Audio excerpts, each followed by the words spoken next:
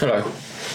The next video on the art department is the planning of some aluminium paintings, which I hadn't accounted for earlier on in the earlier videos because I didn't really know I was going to do them. I've had the aluminium a while and I've been wondering what to do with it, and I come up with the idea of these grayscale images. I've created one earlier on based on some of the images I was making on the computer. Now I've decided to put them on the aluminium because the aluminium already is grey, but it shows a slightly reflective surface, especially against the paint, which I've seen in my earlier pieces. So it's a good idea to try it out on this current range of paintings that I want to do. So I'm going to flick through. I've got 6. I'll be doing 5 of these 6 images. I haven't really decided on the last one yet. I'll see when the time comes, but I'm going to be working on these first 5 for sure, and I can always get another piece of aluminium to do the 6th one. But I'll, as I said, I'll decide on that one later. So I've got this piece here. These are all based on the City of London, and I've edited them on the computer, on Photoshop and Illustrator. I've then grayscaled the image, posterized it, played with the curves on Photoshop where I adjust it slightly to get maybe more white or more dark areas in the image. It's image traced on Illustrator to give it more of a soft edge, and that then allows me to grayscale and keep some of the different types of grey in the image. So this is the first one. I've started this one and I'll show you the taping of that in a minute. I'll start by taping all the white sections, but I'll come to that. This is another one here. This one, again, City of London. Different image. So this one has 2 images overlaid. As you can see, there's slight difference in colour here, and that is where one image has gone over the top of the other. I've changed the opacity on Photoshop to allow the 2 to come through, so it gives these different textures in the image itself. So it's almost like a shadow running across, and I've warped it at the top here, as you can see. This one here, again, London. This building here is quite prominent, but the lighter grey here is the overlap, almost like when you have 2 pieces of acetate and you print over the top of each other. That's what's happening with these images, but the contrast between the light, dark and the white areas are quite good. So the white will be sprayed. The grey, this mid-grey, will probably be left as the aluminium is itself, and then the darker grey will be sprayed on, and then the black. So it'll be a 4-layer image painting. This one I've got to work out because at the moment it's landscape and I want them all to be in portrait dimension, but the image itself works really well, and looking at it actually right now, it's working almost as a portrait piece, but we'll see how it goes. I kind of like on the image here, you can see how it is at landscape, because I work at this at portrait, so it fits my projector above. But you can see the different buildings here and the high street, which would be just down here.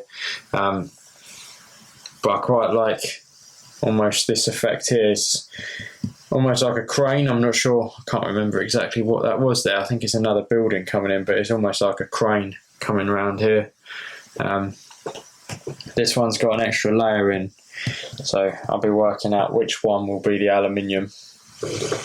So what will I keep as aluminium and what will I spray? The reason I'm using the white is because the white usually goes quite well on the aluminium and gives you almost, as you walk past the piece, it reflects back, which is quite a, I didn't account for that when I first started making the aluminium, so it was quite a surprise. This one here, this one is, I know for a fact this one's the gherkin.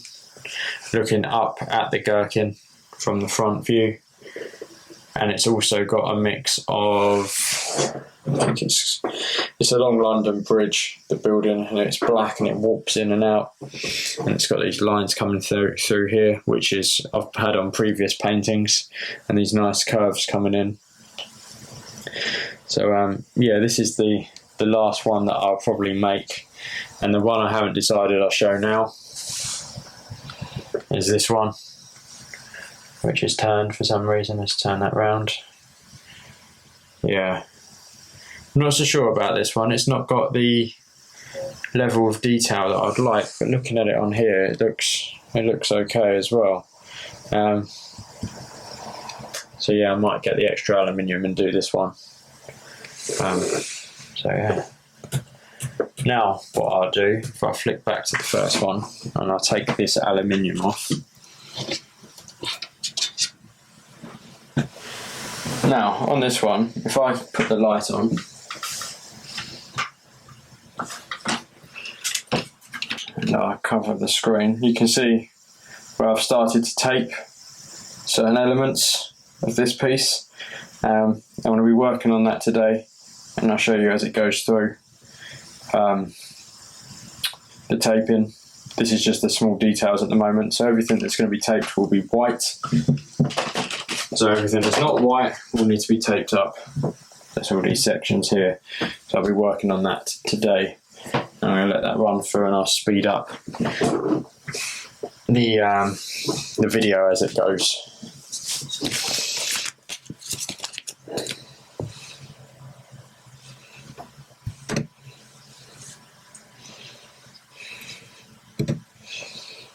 I'm using finesse tape, get off Jackson's Art Supplies. The Edge, it's called. Tape for fine masking. Gives you razor sharp edges on your custom paint jobs, two tones, panels, repairs, or any smooth surface where you need a clean, sharp edge line. I use this all the time, finesse tape. It works the best for a fine edge, and for it to stop a bleed of the paint. I then put frog tape round it, this stuff. This one says you don't need to, this is painter's masking tape with paint block, but when you're using airbrush, it can get under here. It says it won't, but it does. What I tend to do is put the tape down, and then frog tape around the edge. I then put masking tape to cover the rest of the image, or newsprint, plain newsprint, and cover it, depending on the size of the image. I then put golden matte medium and put that in the airbrush, and it's a clear medium first, and I spray that over the painting twice. And because that's the first spray and it's clear, it will seal the edges 9 times out of 10. Then when you put the colour on, it won't bleed underneath, and that's how to get the real fine edges. Some people don't do that, and you will see the bleed, but for this kind of architectural work, it's got to be quite precise. So I'll make sure that's taken quite a few years of different practice, or different ways of working. It used to start off by trying to cut the masking tape really fine, which worked at the beginning, but it wouldn't be consistent, and you end up spending quite a long time cutting up thin sections of masking tape, and the masking tape hasn't got the paint block that the frog tape's got. So then found this, started working with this instead. Again, it was better but not perfect, and then found the finesse tape, and then from university the idea of putting the acrylic medium down, that come from. So I've been doing that from the beginning, but with the finesse tape you can also get this really fine. This is really fine. I don't know what the thickness is, but I think it's 1/32 of an inch, but I think that's what it says anyway. Yeah, 1/32 of an inch. This gets the really fine edges, which if I cover there, you can see these really fine lines. And this is really cool stuff, because even when we were cutting it ourselves, it's very difficult to cut this thin. So I use this quite a lot for the real detailing. I think this really kind of sets the work apart, to be honest. but that's my thoughts on that. I'll put a few pieces in, but I use this for fine detailing. But it's quite hard to come by every now and then, because it appears that where I order it from, Jackson's Art Supplies, get their supplies from America, and sometimes it goes out of stock. So I buy a few rolls, but you can't stock up too much, because if you don't use it, the glue goes funny on the tape, and that can cause all kinds, cause a mess. That can at the end. So you have to kind of, can't buy a load in bulk, shall we say.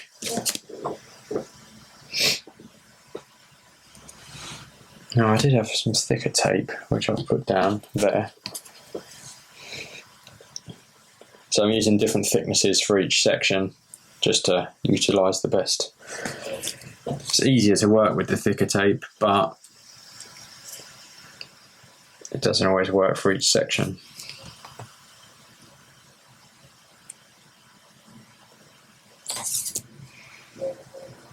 So I'm going to show the taping of this in this video, and the newer works. The ones in the workshop at the moment, or the one from last week in the workshop, that's still working, but this one I can work on in the desk. It's slightly warmer here at the moment,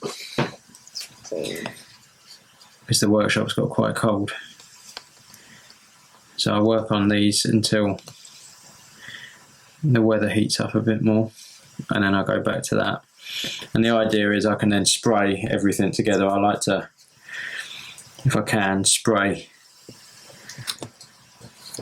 maybe 2 of these and the big painting at the same time, because then you set up the airbrush once with all the colours, rather than keep setting it up and cleaning, because it's quite one of the key jobs is cleaning the airbrush out at the end, because if that gets dirty, it can really frustrate and slow down a whole paint job, because you have to then take it all apart, clean it.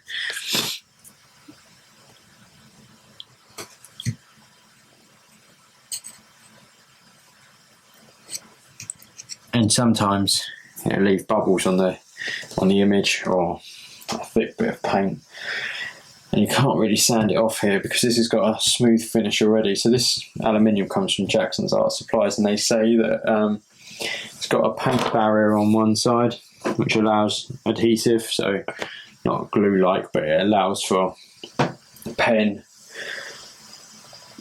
paint, vinyl to be put on, but you've got this really smooth surface on one side, but the other side's slightly scratched, and you buy it like that, so they always almost guarantee one side is workable.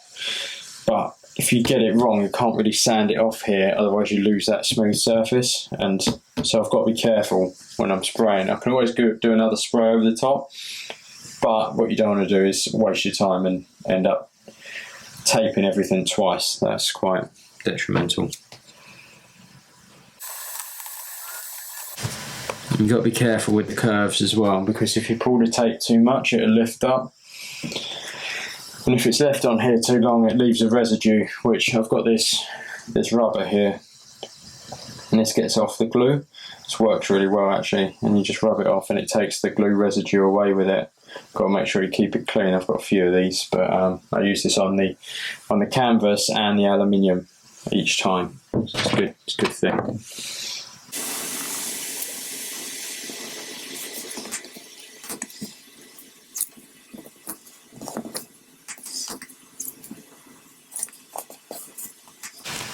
And the good thing about this working here, I've got a mini projector above me onto the computer there. I use another one in the workshop, and I also use an overhead projector depending on the type of work I'm doing. But this one is almost like the size of a can of Coke. Nebula Bianco it's called, and it works really well. I haven't used it that much because I've not done much work here this year. I've been working in the workshop on the other pieces, but this one, I've got the two because usually I like to leave them set up and not move them too much. So then when it comes around to reprojecting if I don't finish in a day, which is quite rare. If I finish in a day, it usually takes 2 or 3 to tape one section. I don't have to move it and readjust it and adapt the image to it. It kind of, you know, sit there and it will just be a couple of mil out, and I can adjust for that. But if you move it away, you can, everything alters and the angles alter and things like that. So I've got it on a tripod, and if that stays still, it's then fine. So I'm going to tape now, and I'll speed this up in the video.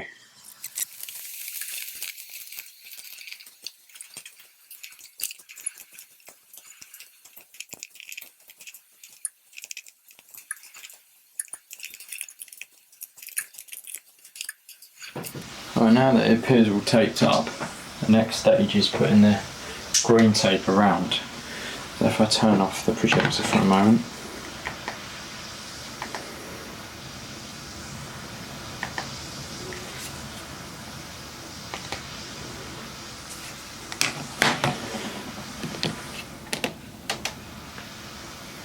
I should just about now be able to see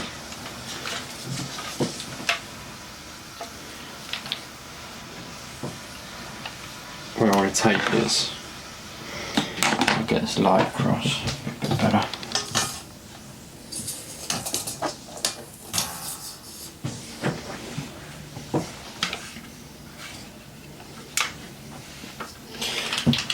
And the next stage is I've got to put this green tape on and go around the edge, so I've got to cut this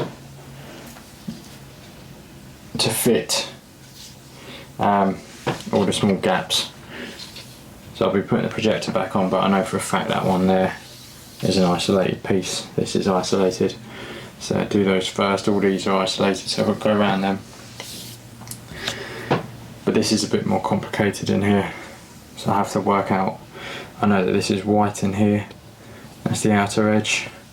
So I've got to kind of work out what goes where and start taping this one on. So that's the next job. So what I tend to do is just get a cutting mat, and I'll put it on the top just for a minute.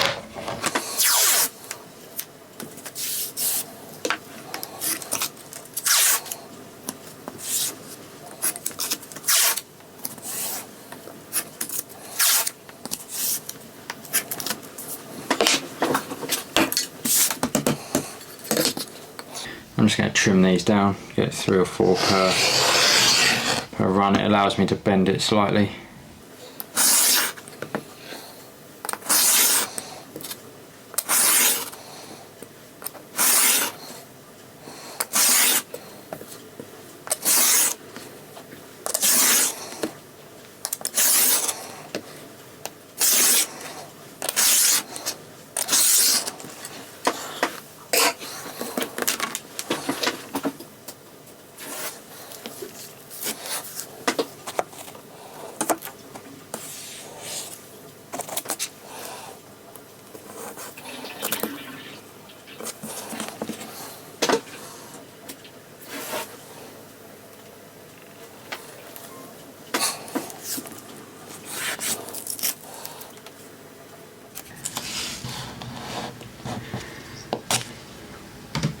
Here I'm just putting the last of the tape on.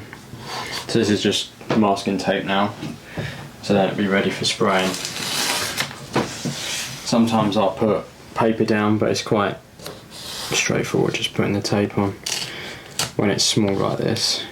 If it was a large painting, I would have put newsprint down to cover it up, which probably would be quicker, but due to the tight angles I've got in some of these spaces, it's easier just to put masking tape on the image, just for now anyway. And then this will be sprayed,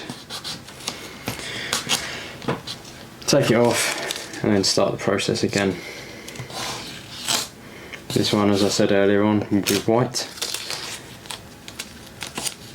It's a slight. Got to make sure the aluminium stays clean as well throughout.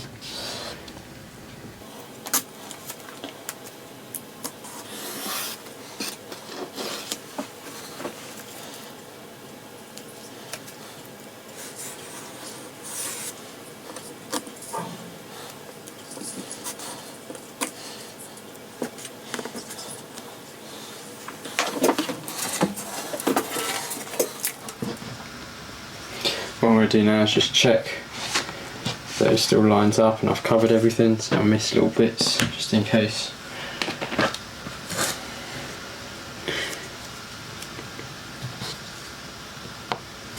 And then tomorrow I'll spray it.